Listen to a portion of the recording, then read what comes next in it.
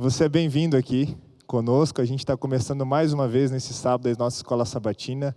Você é convidado a participar conosco. Nós faremos um momento de interação aqui, bem especial, nessa semana que estamos começando especial.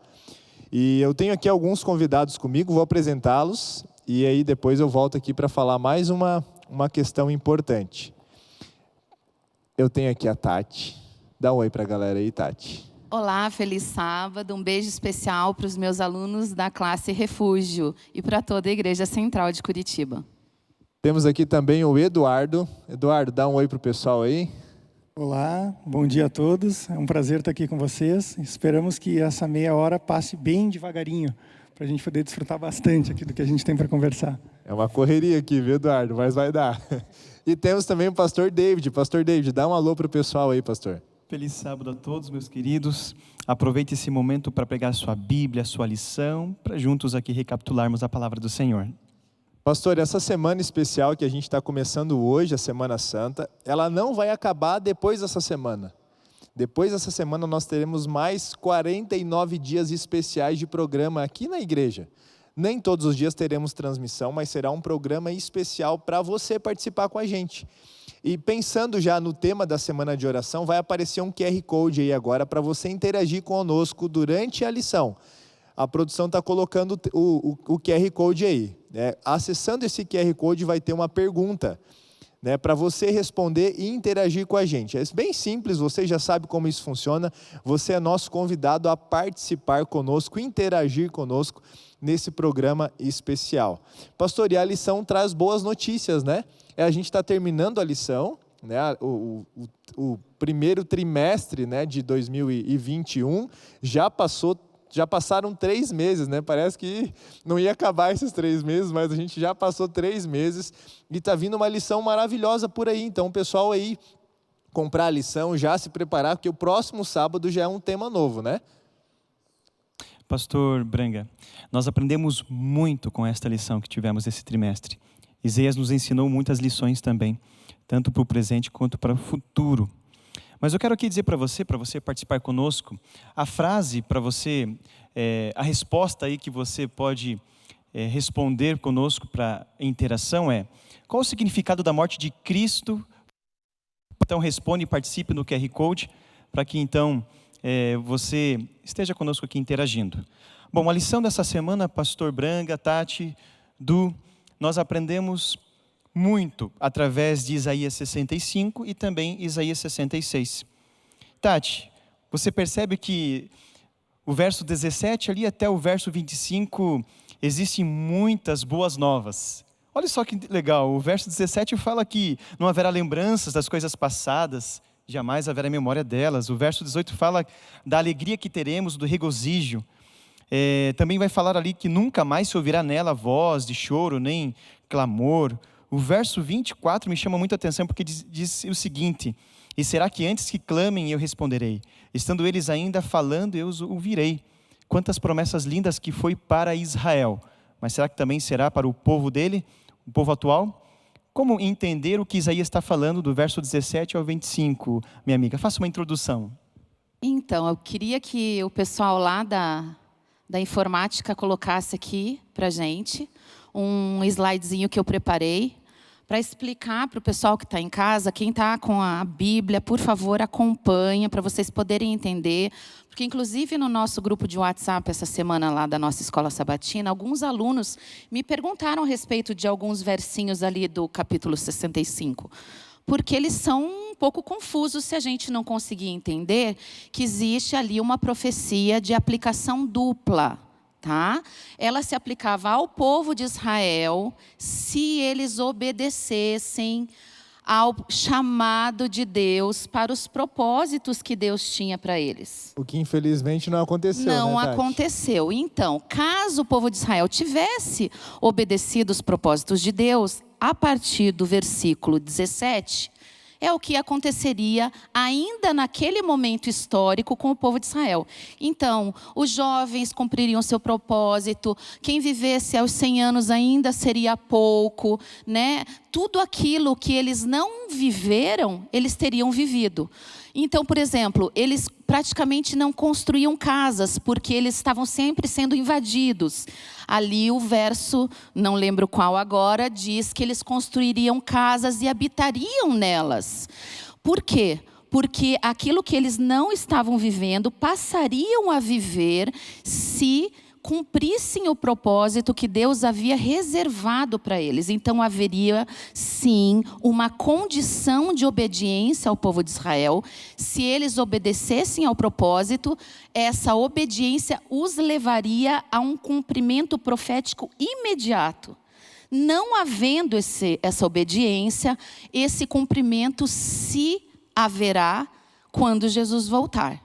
Certo? Então nós temos um cumprimento imediato lá e um cumprimento que ainda ocorrerá. Então capítulo 65 e 66, ele tem essas duas características de cumprimento imediato, não aconteceu, e de cumprimento ainda profético para o futuro, que ainda acontecerá. Só mais um detalhe aí em relação às casas, né? Porque eles também não construíam casas, né? Eles morriam cedo.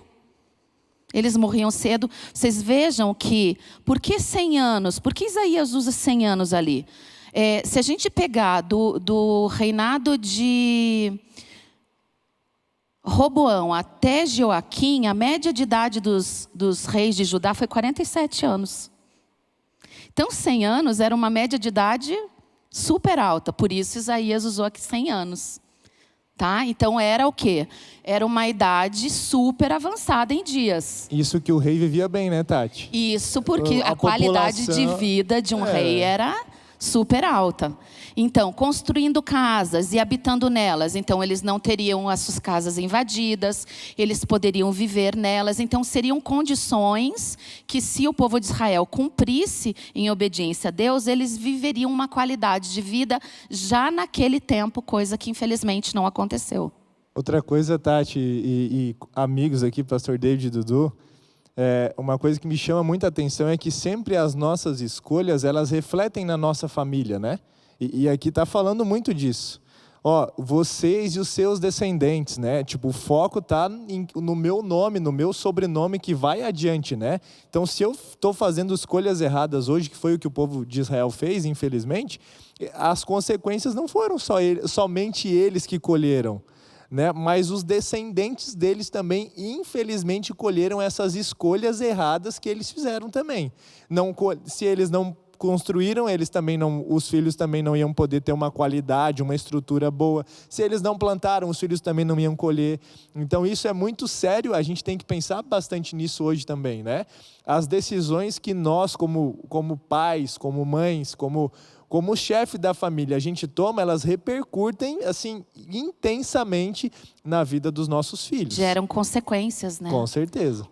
Posso só complementar? Você falou sobre o versículo 17 até o 25, né? O 16. O 16. Pois vejam, criarei novos céus e nova terra, e as coisas passadas não serão lembradas, jamais virão à mente. Aqui também tem uma certa confusão de interpretação. Por quê? Então nós não teremos mais lembranças de nada do que a gente vive aqui? É uma pergunta que se faz. Mas no hebraico, o termo casar significa memória. E é uma memória das desilusões, das angústias que nós passamos aqui. Então, o que nós não lembraremos mais, queridos que estão nos assistindo, é daquilo que nos angustia. Do sofrimento que nós temos. E para Israel, e não de todas as lembranças, né, de tudo que nós vivemos aqui. Isso é muito importante, por isso que é importante, pastor, a gente estudar a lição da Escola Sabatina, a gente se aprofundar no texto bíblico. E para Israel, não soava bem, na verdade, a lembrança de que eles haviam sido exilados, escravizados, separados. Então, o fato de não lembrar desses momentos, para eles era muito gratificante. É uma memória seletiva das coisas boas, né? Tipo assim, eu vou apagar tudo de ruim da cabeça de vocês, é o que Deus promete, amém? Por isso que tem uma carrada de coisa que Ele precisa apagar. E eu vou deixar só as coisas boas. Imagina a gente aí que... vamos pensar 30 anos, 31, né? Fiz recentemente. Se eu pudesse voltar atrás, velhinho, deletaria um monte de coisa. É o que Deus promete pra gente. William, eu prometo deletar da sua... memória lá na eternidade, eu vou deletar tudo.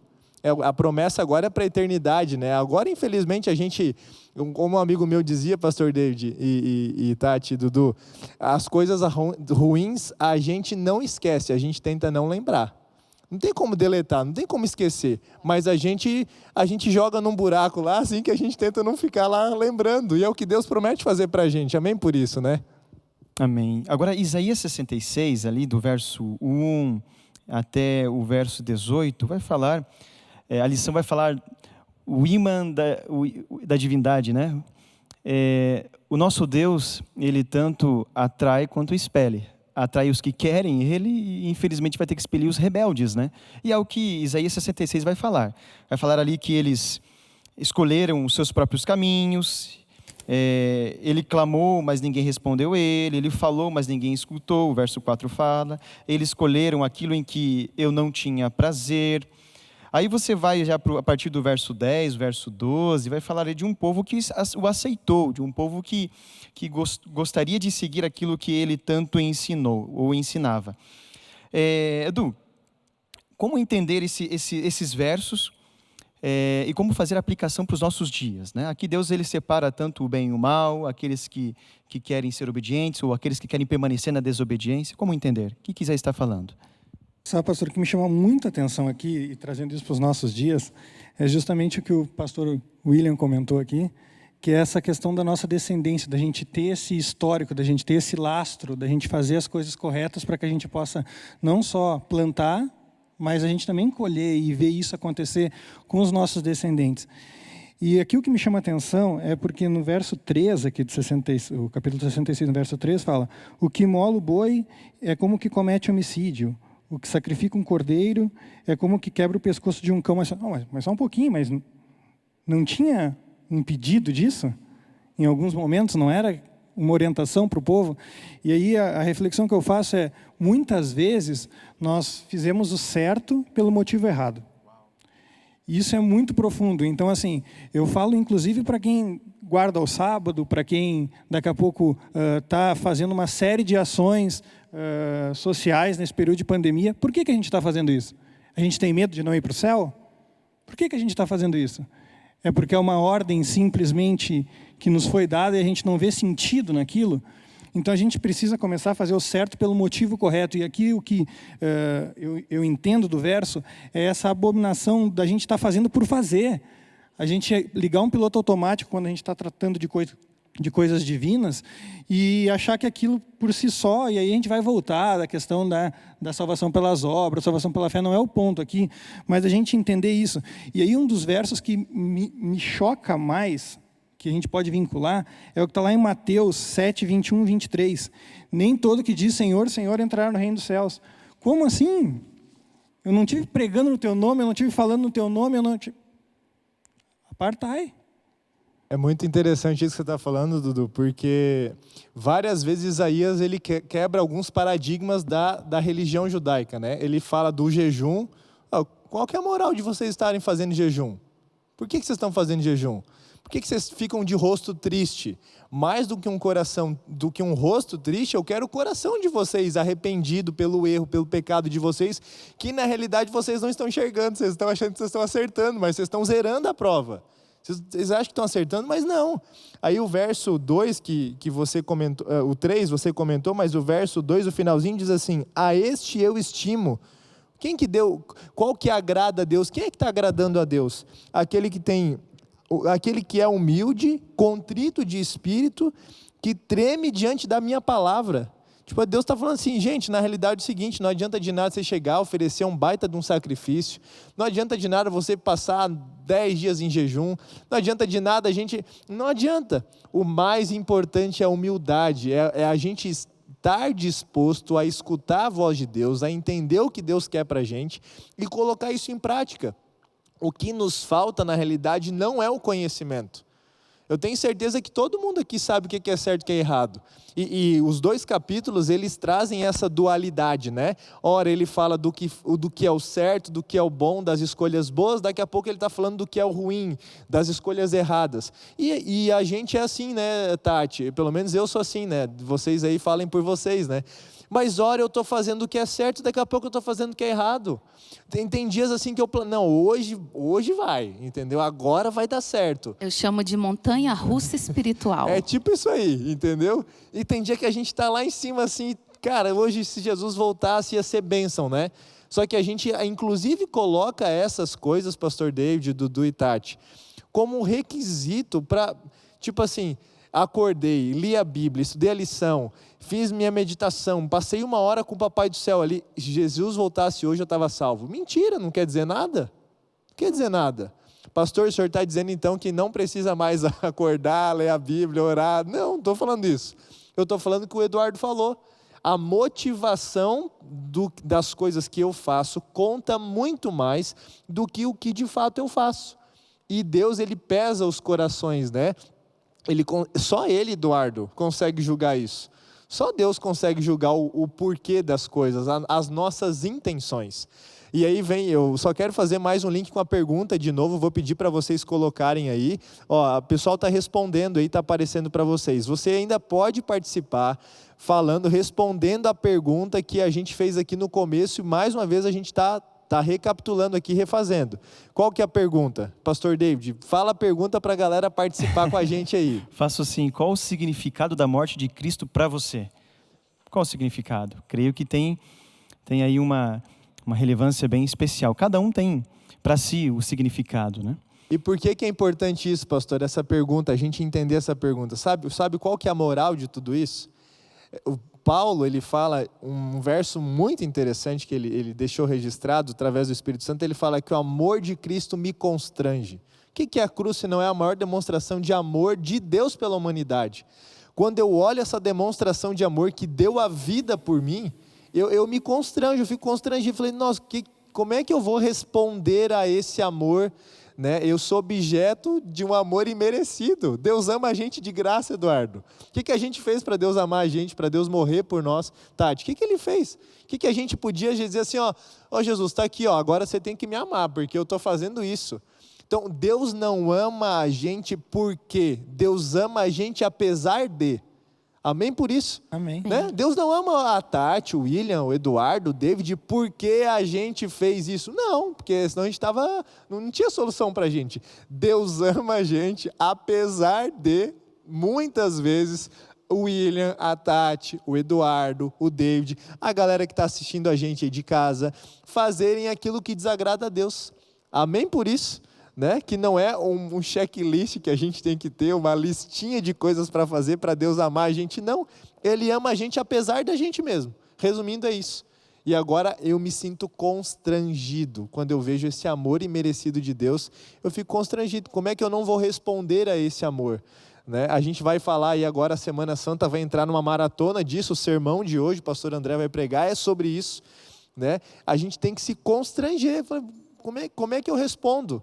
E aí ir para a Bíblia com humildade de coração, com o coração aberto, disposto a aprender e praticar aquilo que Deus quer para mim, o plano de Deus para mim. Pastor, e é constrangido, e aí respondendo, finalizando, e atraído. E a gente vê daí a outra parte do imã. A parte que atrai e a parte que repele. E é justamente isso, porque quando você vai para o verso 19, você vê agora ali um momento missionário, né? Do povo de Deus, daqueles que o aceitaram, daqueles que deixaram de ser rebeldes e se converteram ao Senhor. Olha que interessante, você vê aqui alguns países, algumas regiões da África, né? Espanha, Grécia, né? Você vê aqui o seguinte, olha só. Porei entre elas um sinal e alguns dos que foram salvos enviarei às nações. Que lindo isso, né? Uma vez que eu entendo a respeito do novo céu e nova terra, uma vez que Ele promete algo bom para mim, depois que eu entendo que eu preciso me afastar da rebeldia e me converter a Ele, agora Ele orienta a seguirmos aqui o passo dEle, os passos dEle, que era justamente a pregação do Evangelho a todos. Vamos comentar sobre isso? Porque assim, só um parênteses, ninguém aqui nasceu, eu não sei vocês, eu não sou de berço adventista, e eu fui aprender sobre Jesus e a Bíblia já na fase jovem. Agora imagine quantas pessoas precisam conhecer o Deus que eu conheço, o Deus que vocês conhecem, o Deus que você conhece. Quantas pessoas necessitam conhecer e precisam conhecer? Vamos comentar sobre isso? O que eu acho mais interessante disso é que Deus sempre teve o propósito que o evangelho se propagasse.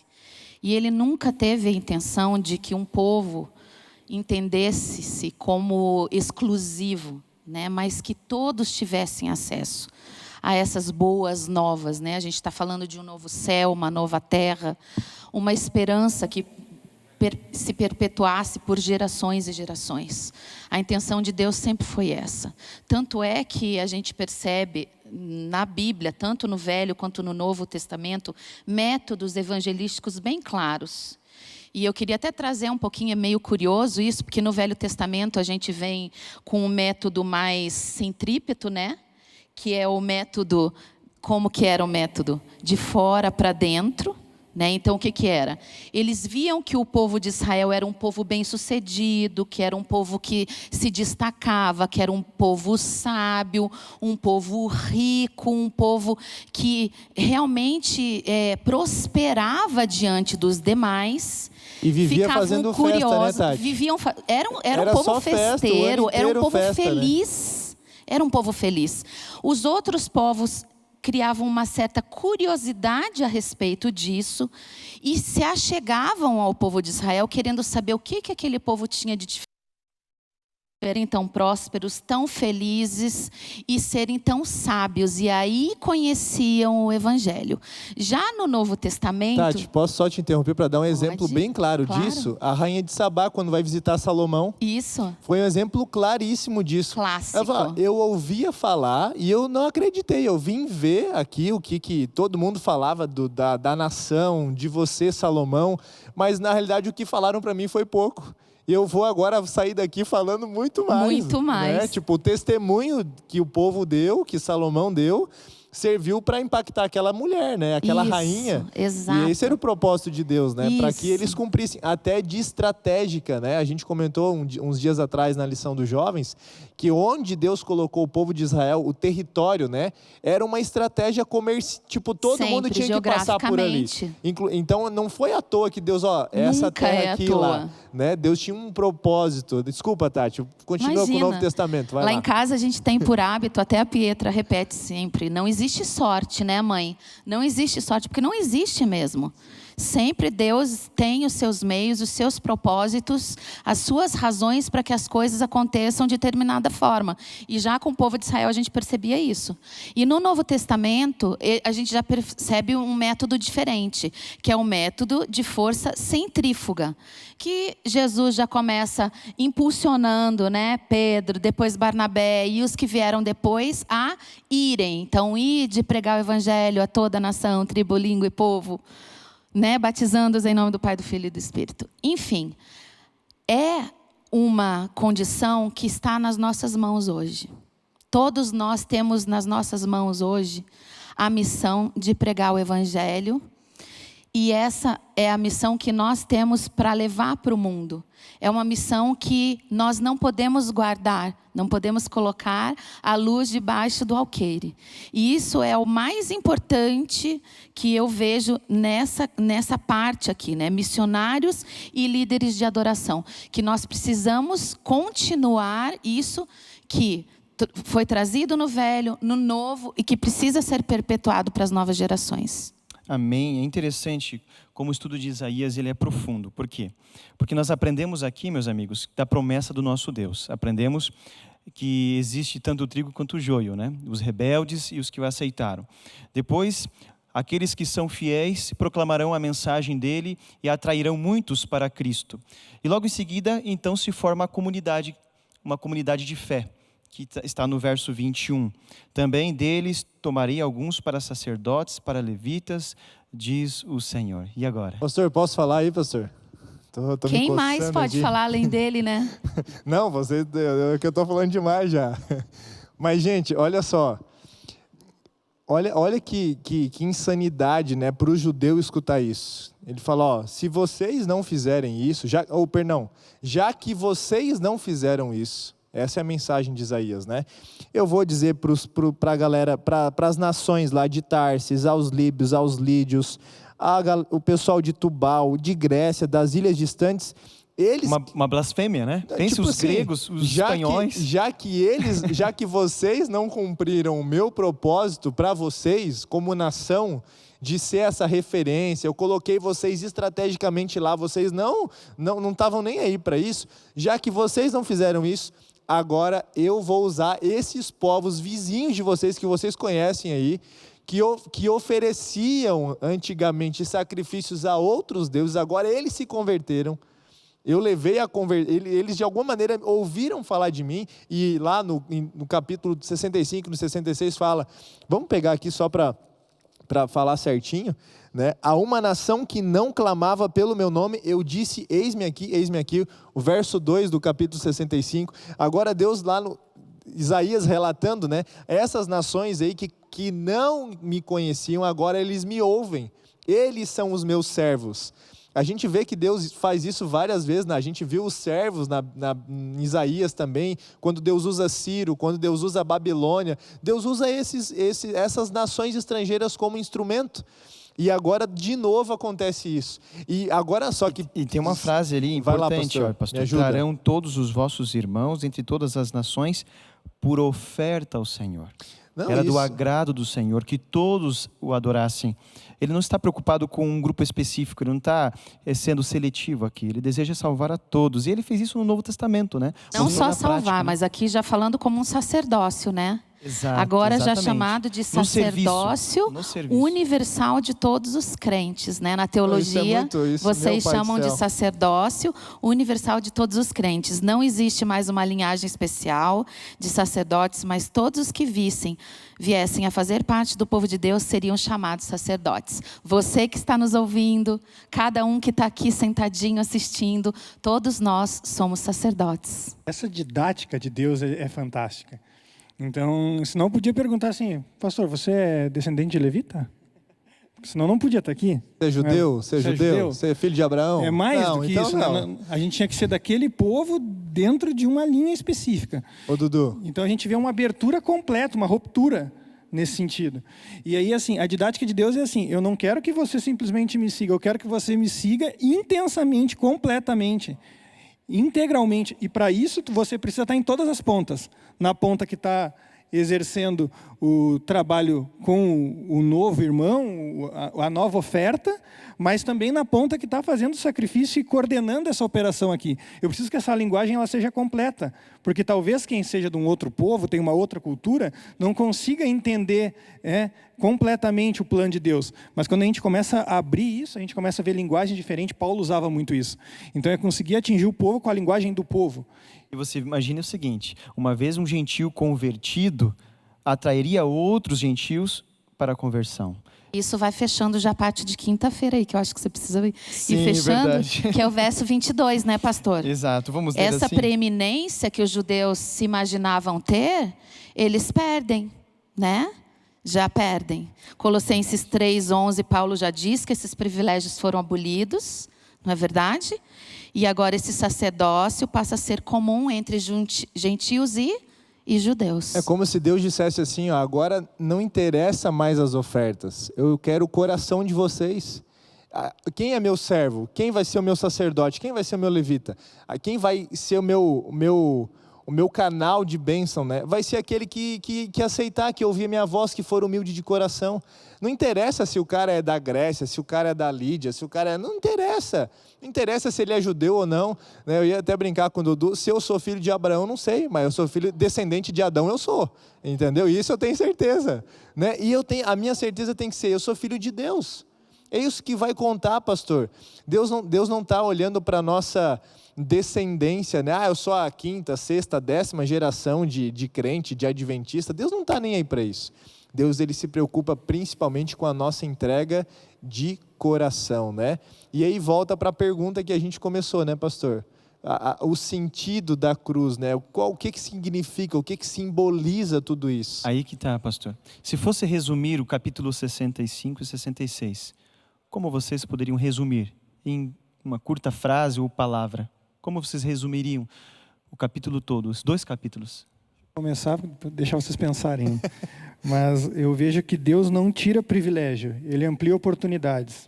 amplia oportunidades. Então a Lindo. gente começa a ver que não é preciso alguém perder para a gente ganhar.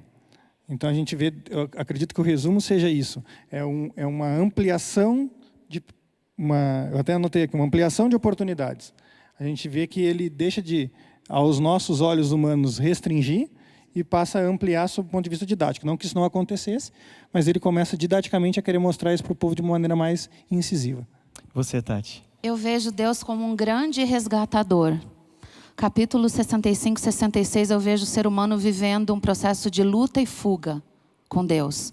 Luta porque o pecado nos afasta de Deus e Deus com esse imã tentando nos atrair, né? E fugindo de Deus e sendo atraído e fugindo de Deus. Então, capítulo 65 e 66, trazendo toda essa dinâmica, né? De Deus atraindo o ser humano fugindo, Deus atraindo o ser humano fugindo e Deus nunca desistindo. Então, Deus como o grande resgatador. Pastor Branga. Foi difícil aqui, né? Foi difícil. Mas eu quero deixar aqui o verso 2 do capítulo 65, que diz: o tempo todo, constantemente, estendi as mãos a um povo rebelde, né? Então, tipo, Deus, ele é muito misericordioso, né? Ele não conhece limite, ele não fica contando as oportunidades que ele me dá, ele está o tempo todo com a mão estendida para você e para mim. Se a gente vai segurar nessa mão, né, pastor? Se a gente vai se apegar a essa salvação, estou me afogando lá, Deus está com a mão estendida, né? Eu só preciso pegar, segurar a mão dele, ele vai me salvar, mas eu preciso estender a minha mão também. Tem algo que compete a mim. E esse é o desafio principal que a gente precisa colocar em prática, né, pastor? Aceitar. Não é algo fácil seguir. Jesus fala, ó, aquele que quer ser meu discípulo, tome a sua cruz e me segue. Não vai ser moleza, mas eu vou estar junto contigo, eu vou estar do teu lado, né? Vou estar te auxiliando, né? Amém. Muito obrigado, amigos, por esse estudo. Você que está conosco, agradeça a Deus pela oportunidade que Ele tem dado a você, de você se arrepender e aceitar as promessas dEle. É tão lindo quando estudamos o livro de Isaías e perceber que um Deus que não abandona os seus filhos, faz de tudo para recebê-los, acolhê-los em seus braços. Essa é a promessa divina para nós. Um Deus que sempre vai estar disposto a nos resgatar. No entanto, tudo isso tem um limite, tem um tempo. Aproveite enquanto há tempo. Aproveite o chamado, a voz dEle, aceite o chamado dEle para você. E saiba de uma coisa, o Deus Isaías é o nosso Deus. E a mesma promessa que ele disse ao povo dele é a mesma promessa que ele faz para nós. Aproveite, estuda a palavra, se consagre, e é certo que ele vai cumprir a promessa que ele deu. Um novo céu e uma nova terra. Um reino de paz, de alegria, um reino de amor, um reino frutífero, é o que Ele quer dar para você. Amém?